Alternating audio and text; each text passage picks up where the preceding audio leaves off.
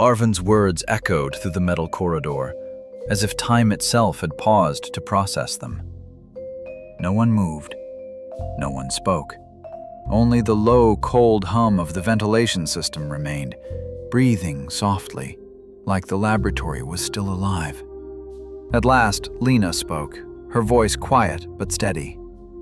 "Arvin, we came to take you away from this place." Arvin turned his head slightly, and a faint smile touched his lips. A smile no longer innocent like it had been in their childhood. "I don't need to be taken away," Miles snorted, lifting his weapon. "Well, that's not the answer we were hoping for." Arvin glanced at Miles, cold, dismissive.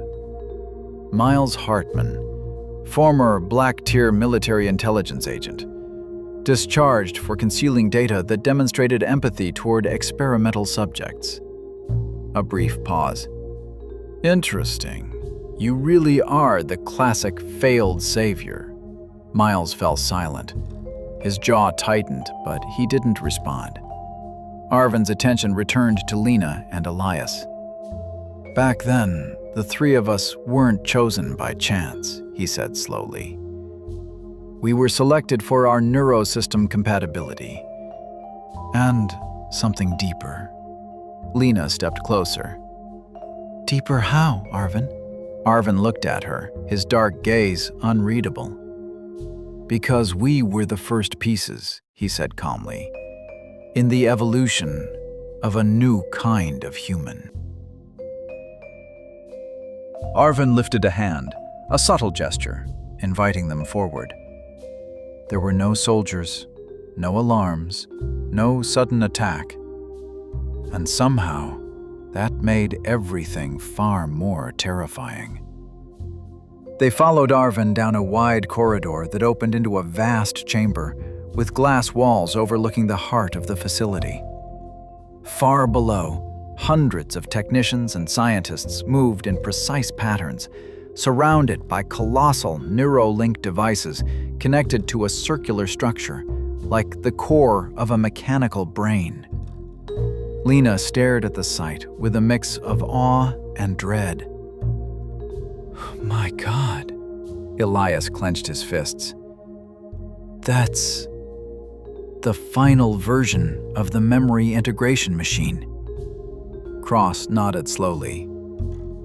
"I saw the blueprints years ago, but not at this scale." Arvin stood directly before the glass. "This isn't just a machine," he said. "It's a new system of reality." Lena turned sharply toward him. "Reality? That's mind control."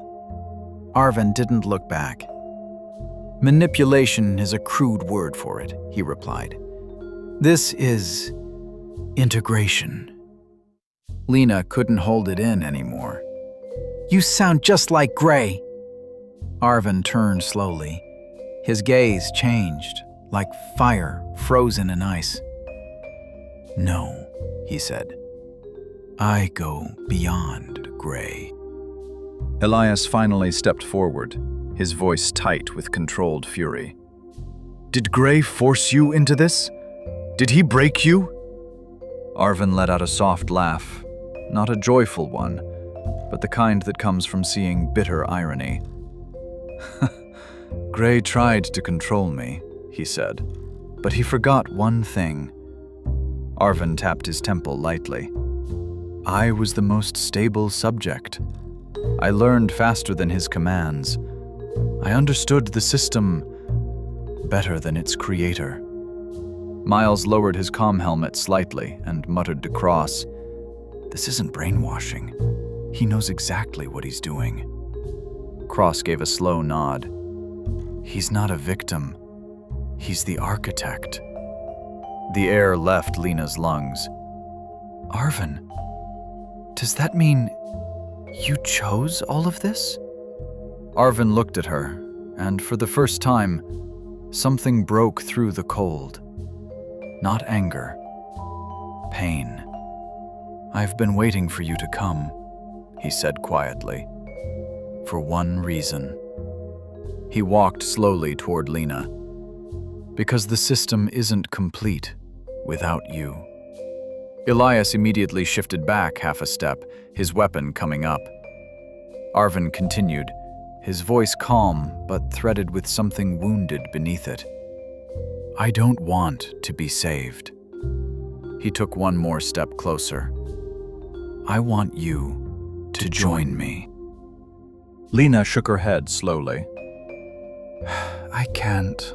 I'm not part of that experiment anymore. Arvin tilted his head slightly. You think you escaped your past? You think choosing to erase your memories made you free? Lena's eyes widened. Arvin stepped closer, his voice dropping almost to a whisper. You didn't erase your memories because of trauma. Silence. Elias stiffened. Cross stopped breathing. Miles cursed under his breath. Arvin looked straight into Lena's eyes, as if unlocking the darkest door inside her. You chose to erase them yourself. Lena frowned, confusion and anger colliding. What? Why would I do that? Arvin answered without hesitation. Because you were the strongest among us, and the system needed you last. The room fell into absolute stillness. Lena clutched her head, half in pain, half in disbelief. Elias reached for her shoulder. Lena, don't listen to him. This is manipulation. Arvin turned his gaze to Elias. You know he's not lying. Elias's expression wavered, like someone who knew a truth he had never wanted to speak. Lena looked at Elias, her voice trembling. Elias, you knew? Elias said nothing. That was the answer. Lena stepped back, one step, then another. Her voice broke. You both hid something from me? Arvin smiled faintly, satisfied, yet tragic. At last. He looked at all of them, like a king surveying opponents who were never ready. The real question now isn't whether you came to save me. He raised his hand. The facility lights shifted to red. The question is, are you ready to finish what we started years ago? Alarms blared, drones emerged, steel doors slammed shut automatically, and for the first time, the one launching the attack wasn't Gray. It was Arvin. As those words settled into the air, the entire room transformed into a combat zone. Tactical drones launched from hidden wall panels, their mechanical wings unfolding with a smooth, lethal metallic hiss. Red lights pulsed relentlessly. Sirens flooded the corridors, and Arvin remained perfectly still. Calm. Detached. As if he were observing an experiment, not people who had once been the closest thing he had to family. Miles moved first. Everyone down! Gunfire erupted, shredding the first two drones as they closed in. Cross rushed to an emergency panel, fingers flying across the interface.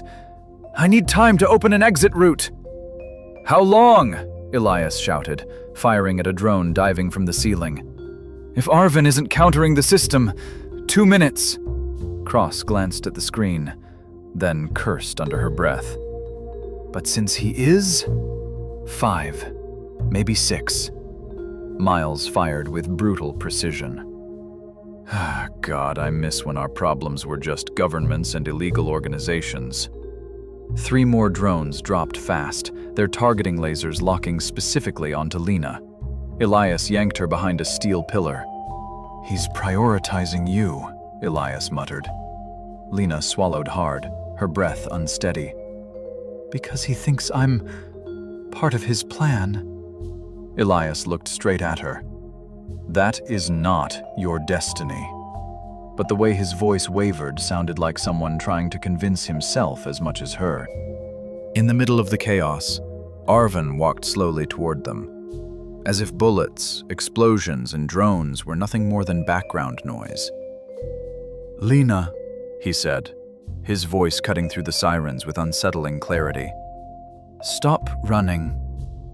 Lena stepped forward, even as Elias tried to pull her back. "I'm not running."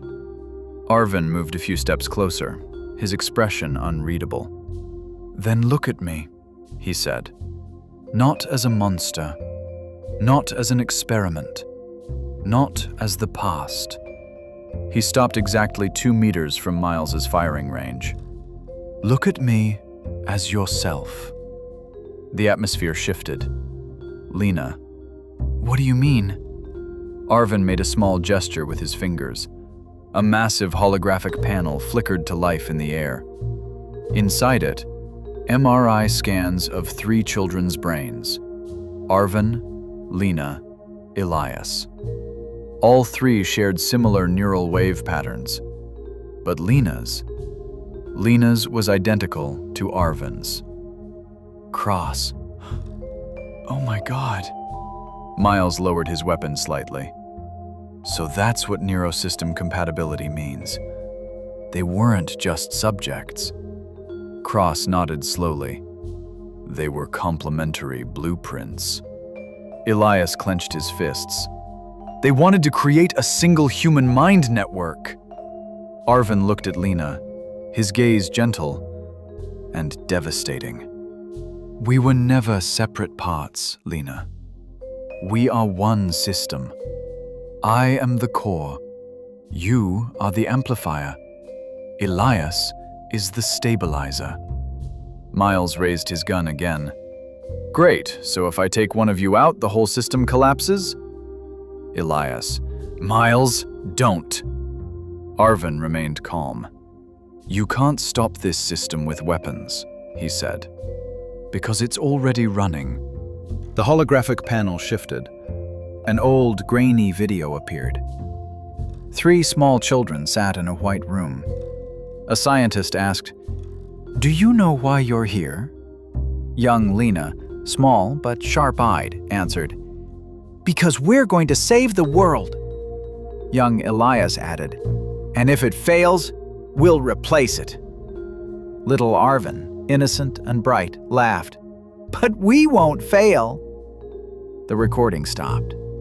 Lena looked as if her chest were being crushed from the inside. "I said that?" she whispered.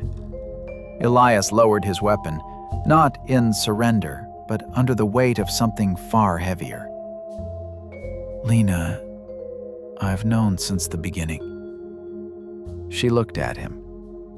"Since the beginning of what?" At last, Elias spoke the words he had kept buried for years. "You weren't a victim of the experiment." He swallowed hard. "You were the first leader of this project." Lena's world collapsed, and Arvin slowly closed his eyes, as if the truth wasn't a victory at all, but a wound. Cross finally shouted over the chaos, "Exit route is open, but only for 2 minutes!" Miles pointed toward the door. "We move, now!" Lena didn't move. Elias grabbed her shoulders with both hands. "Lena, please, this isn't the moment to believe the past. This is about who you are now." New drones began descending from the ceiling, larger, heavier, built to kill. Arvin spoke calmly. "If you leave, you choose war." Lena looked straight at him. "And if I stay?" Arvin answered without hesitation, without manipulation in his voice.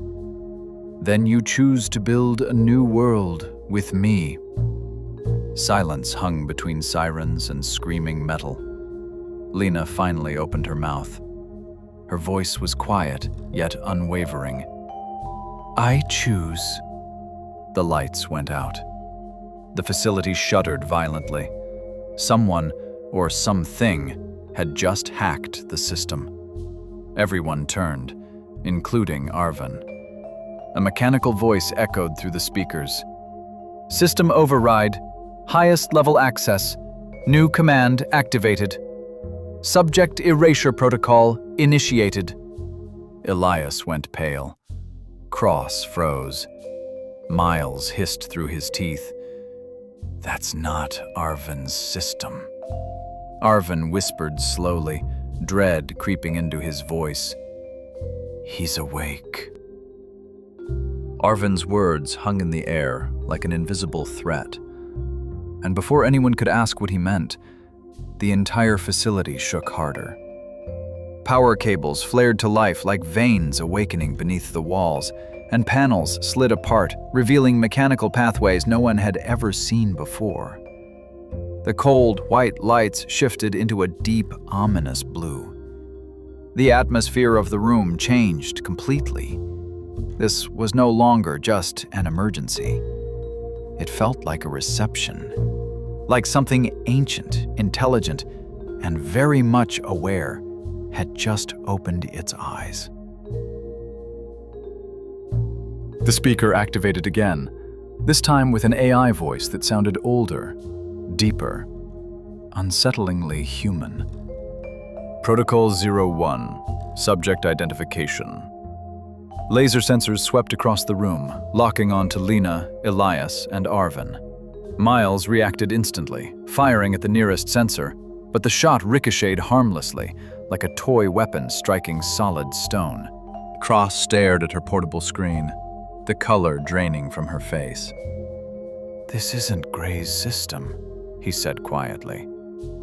And it's not Arvin's either. Miles snapped his head toward him. Then who else has access? Cross swallowed hard. The original creator of this project. Lena frowned. The creator? You mean... Arvin finished the thought in a low, grave voice. The one who designed us, before I ever took control of the experiment.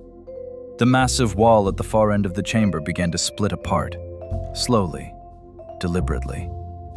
A glass room emerged from the darkness beyond it. Inside, nothing but shadows. Then the lights flickered on. A single chair stood at the center, and in it, someone was seated, head bowed, body threaded into thousands of cables that pulsed faintly like artificial veins. Miles raised his weapon immediately. If that's a cyborg zombie, I swear we leave, right now, Cross hissed under her breath. Not a zombie, that's human. Or it used to be. The lights brightened. The figure stirred. He was a middle-aged man with silver hair and a face worn by a life stretched far too long. His eyes opened slowly, not like someone waking from sleep, but like a system finishing its boot sequence. They focused, locked onto them. And then he smiled. Lena, Elias, Arvin. His voice was calm, warm, almost kind, jarringly out of place amid the sirens and wreckage. It's been a very long time. Elias stepped forward a single pace, his weapon still trained on the figure in the chair. Who are you? The man answered without hesitation. Dr. Adrian Vale, the creator of the Collective Mind Project. The name sucked the air out of the room. Miles cursed under his breath. Cross grabbed her head, shock rippling across her face. Arvin didn't move at all, standing perfectly still like a statue. Lena frowned, her voice tight. You designed us? For what? Adrian smiled faintly. To unify the world. To make humanity finally share thought, trauma, hope, and decision. He raised one hand slowly. The cables connected to him shifted, writhing like living nerves. You were the most perfect prototypes. Miles. Yeah, great plan. Except you forgot humans aren't ants. Adrian's gaze snapped to him, cold and sharp. Wrong. Humans were meant to be ants. They simply evolved in the wrong direction. Lena stepped forward, even as Elias reached out to stop her. "If this was all to save the world," she demanded, "why does everyone have to die?" Adrian looked at her then, and for a moment his expression was almost sorrowful. "Because evolution," he said quietly, "has never existed without sacrifice." Adrian's gaze shifted to Arvin. "You failed." Arvin didn't react, but his right hand slowly curled into a fist. "You stole the project," Adrian continued calmly. "You changed its purpose. You allowed emotion, chaos, and personal bias to corrupt the structure." Elias narrowed his eyes. "So you're the one who ordered the system to erase us?" Adrian looked at him evenly. "I ordered the system to select the original leader." Lena stiffened. "Who?" Adrian lifted a finger and pointed directly at her. "You." It was as if the ground collapsed beneath Elias's feet. Miles let out a dry huff. "Great. Everyone's secretly the leader of the world now. Anyone want coffee while we're at it?"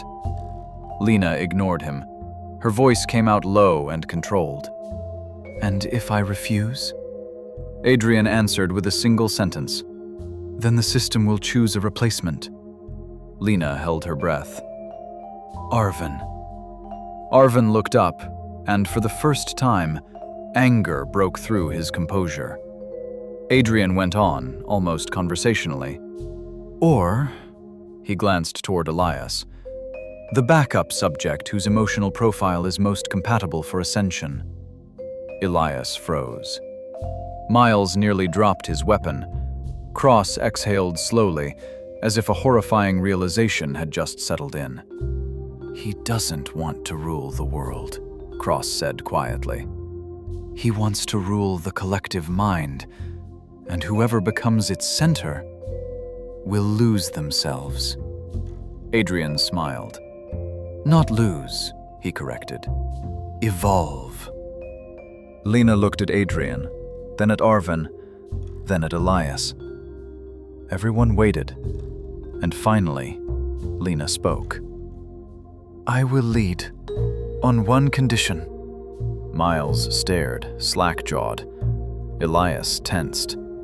Arvin watched her as if he had always known this answer, and feared it. Adrian inclined his head slightly. "Speak."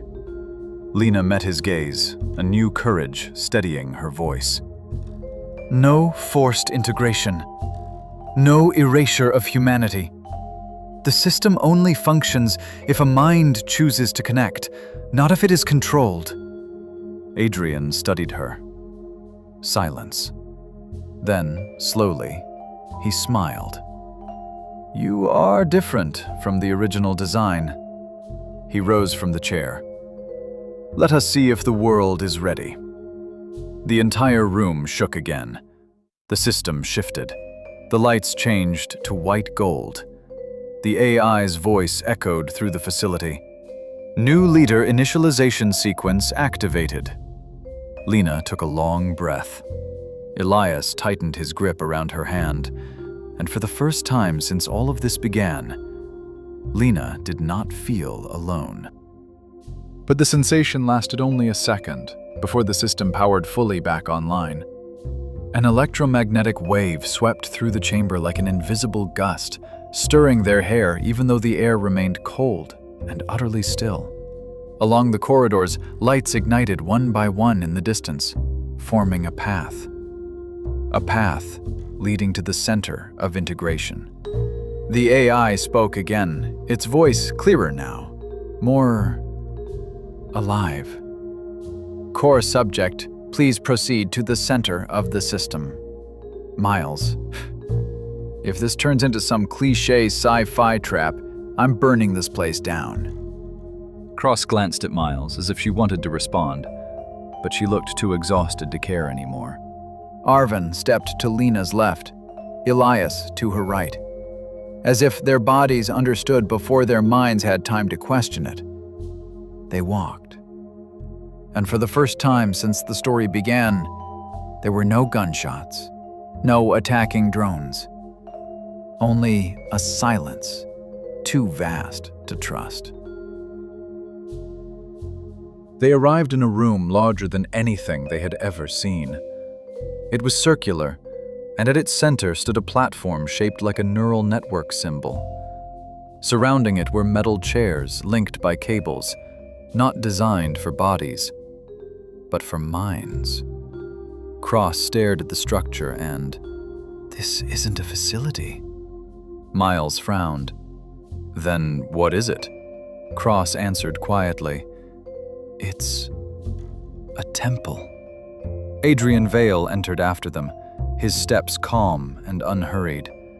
The cables connected to his body detached one by one without him touching them, moving like living things that understood command. "The world is on the edge of collapse," he said, walking slowly around the platform.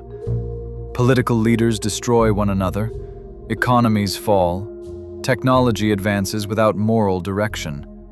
He looked at Lena. "You can't stop that with speeches or weapons." Lena stopped at the center of the platform. "I don't want to stop the world," she replied, her voice soft but unmistakably clear. "I want the world to start listening." The AI spoke again. "Neural synchronization initiated. Compatible units, 3. Elias straightened. 3? Cross pulled up his tablet, and the color drained from his face. "It's not just Lena, Elias, and Arvin." Miles narrowed his eyes. "Don't tell me." Cross nodded. "You've been linked from the beginning, Miles." Miles froze. "Me? That's impossible." The tablet displayed neural wave patterns, and those patterns matched theirs. Miles fell silent. Not angry, not afraid, more like someone who had finally understood a puzzle piece that had always felt wrong in his life. "Why me?" he murmured. Adrian answered without looking at him. "Because you were the only one who never wanted power, and that made you impossible to control." Miles let out a quiet, bitter laugh. "So all this time, I wasn't the sidekick." He swung his pistol once, then holstered it. "I'm part of this hell." Arvin looked at Miles quietly, his usually flat tone shifting, softer. "You were always part of us." Miles stiffened at the words, because for the first time, Arvin sounded human. The AI waited for a final input. "Shall integration begin?" "Respond, yes or no." All eyes turned to Lena. Elias tightened his grip on her hand. "Whatever you choose, I'm with you," he said. Miles snorted, but his voice was gentle. "If you turn into some evil mind-unifying overlord, I promise I'll be the first to shoot you." Arvin said nothing. He only looked at Lena, and in his eyes were both hope and fear. Lena closed her eyes. The entire journey spiraled through her mind. Hospitals, dreams soaked in blood, children lined up as test subjects, deaths, lies, secrets. The terror that she wasn't a victim, but a component of something far greater. She opened her eyes, looked at Adrian, and softly she said, "Begin integration with a human filter." Adrian frowned. "A filter?" Lena nodded. "Empathy, memory, trauma, loss, everything that makes humans imperfect." The AI processed. "Filter accepted. System model updating." Adrian fell silent. Not angry, but disbelieving. Elias smiled faintly. Miles stared, stunned. Cross put a hand on her head and let out a tired laugh. Unbelievable. She rewrote the entire system with one sentence. The lights brightened. The platform began to rotate slowly, and the AI's final voice echoed through the chamber. Welcome, new collective leader. The system's signal spread across the world. In major cities, people paused mid-step. In remote villages, children suddenly fell silent. Everyone heard the same voice inside their minds, not as coercion, not as a command, but as a question. Do you still feel alone? And millions of minds answered, no. The answers of millions of minds from every corner of the world echoed like a resonance without boundaries. The voices were not noise. They formed a strange, soothing harmony, like ocean waves moving in the same rhythm. And at the center of the chamber, Lena felt it all, not as a burden, but as awareness. For the first time in her life, her mind felt whole, no longer hollow, no longer hiding dark spaces she could never explain. Elias, Arvin, Miles, and Cross stood around her, keeping a careful distance, as if they didn't want to disturb her, yet refused to let her stand alone. The platform came to a halt. The lights stabilized, soft white like early morning. The AI spoke for the last time that day. Phase 1 integration complete. Connection is voluntary. System entering adaptive mode. Elias looked at Lena. How does it feel? Lena opened her eyes slowly, and something had changed in them. Not cold, not alien, but more aware. It feels like... She paused. Like the world finally went quiet. Miles clicked his tongue. If that's true, I'm going home and sleeping for 7 days straight. Cross let out a small laugh, exhausted but relieved. Arvin watched Lena in silence. Then, after a few seconds, he spoke softly. You chose a path we never imagined. Lena met his gaze. You wanted to unite the world through control. Arvin nodded once. And you chose freedom. For the first time, his voice carried something new. Pride. Dr. Adrian stepped toward them. The cables along his body now followed, no longer commanding. Lena, he said softly, your decision has changed the course of this experiment forever. Lena met his gaze, calm and steady. You created us to save the world. She paused before adding, I simply chose a more human way to do it. Adrian closed his eyes for a moment. When he opened them again, for the first time since his arrival, something unmistakably human surfaced. Regret. If I had realized that sooner, his voice cracked slightly. Maybe the world wouldn't be this broken now. Lena nodded gently. There's still time. Adrian studied her for a long moment, then smiled. Now, he said quietly, everything is in your hands. Hours passed. As the facility shifted into safe mode, the small team gathered in a warmer room, an observation space with simple chairs and soft lighting. Miles pulled up global news feeds on the digital wall display. Every country, every government, every global communication network was talking about the same thing. People were reporting a voice in their minds. Some were afraid, some were calm, some were angry, some were relieved. Elias looked at Lena. The crisis isn't over. Lena nodded.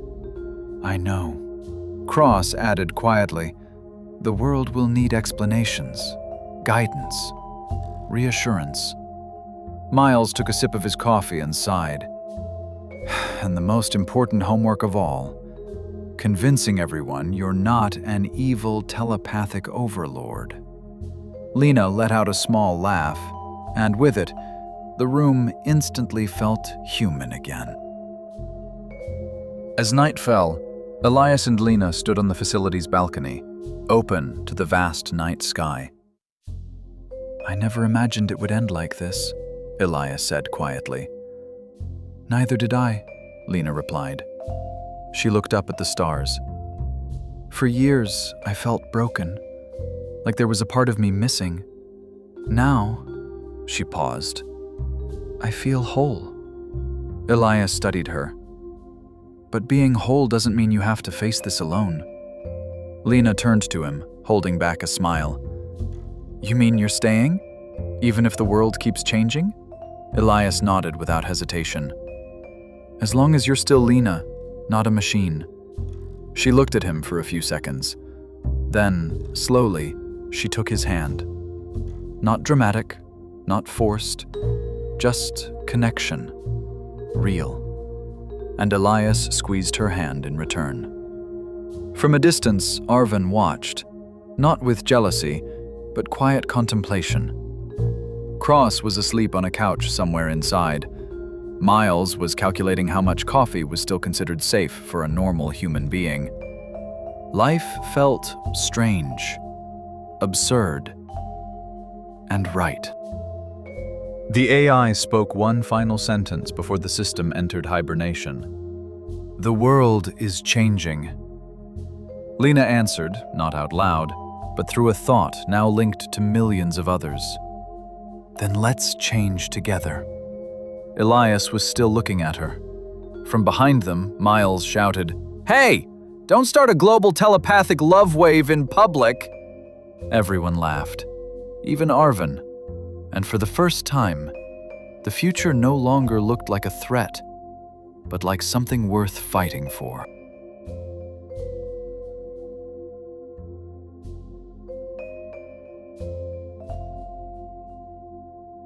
But the world has only just begun.